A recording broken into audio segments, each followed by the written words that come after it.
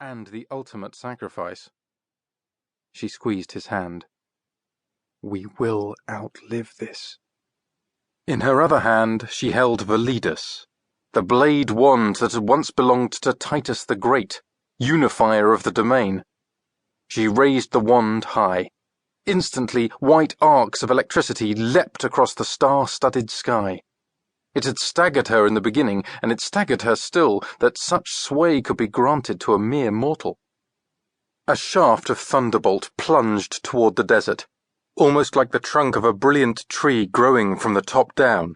As it pierced through the war phoenix, the huge beacon shimmered and expanded. Purpose surged in her veins. The sizzle of electricity was a rising tide in her blood. And a wildness beat in her heart. No more pretense, no more running, only drive against drive, power against power. With an almost inaudible crackle, her lightning fizzled upon a shield that had been set outside the bell-jar dome. Cries of dismay rose all around her, drowning out her own gasp. She swore and reached for the elements again. Dozens of thunderbolts struck the shield like so many brilliant needles thrown against a pincushion, or the fireworks of a New Year's celebration gone mad. The shield held. A resounding silence echoed in her head. There is no surprising Atlantis twice, said Titus, with far greater calm than she felt. Hours earlier, so much had happened since, it felt as if weeks, perhaps even months had passed, the two of them had been sniffed out of their hiding place and surrounded by wyvern riders. Iolanthe, with her memory still suppressed, had decided that there was no harm in trying to see whether the hidden writing on the strap of her satchel, especially the line, "The day we met, lightning struck," had been literal. She'd called forth a thunderbolt that had incapacitated the wyvern riders, enabling Titus and her to escape to temporary safety. But this time, Atlantis had come prepared. This time, her command over lightning would not avail her.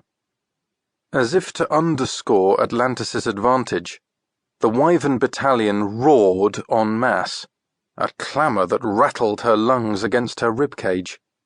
The wyverns had hovered in a tight formation, but now two prongs, like those of a pincer, thrust forward from the dark reptilian mass, companies of wyverns advancing to enclose the rebels in the middle. The air displaced by their wings made the carpet beneath her bobble, like a raft on a sea growing choppier by the minute. The heat of their breath, even from a distance, prickled against her skin.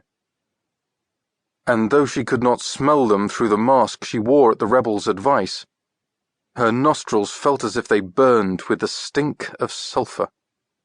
Mahandus Kashkari, Titus and Iolanthe's classmate from Eton College, came to a stop next to them. We need to get into formation. Belatedly, Iolanthe noticed that the rebels had manoeuvred into groups of 3.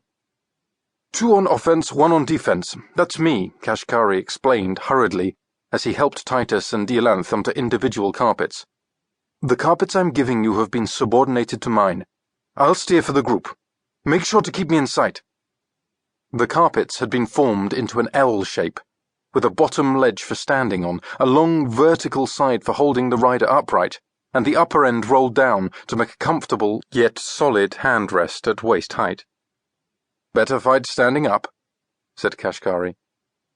Iolanthe kissed Titus on his cheek just before Kashkari set their carpets to the correct distance apart.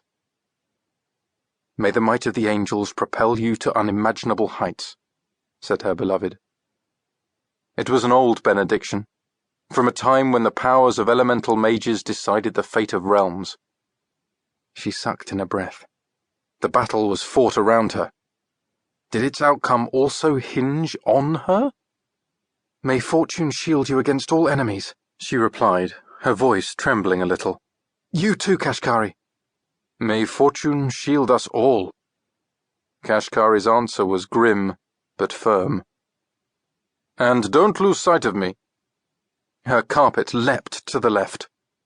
Her fingers dug into the handrest. She hadn't expected the motion. Now she understood Kashkari's repeated instructions. She needed to keep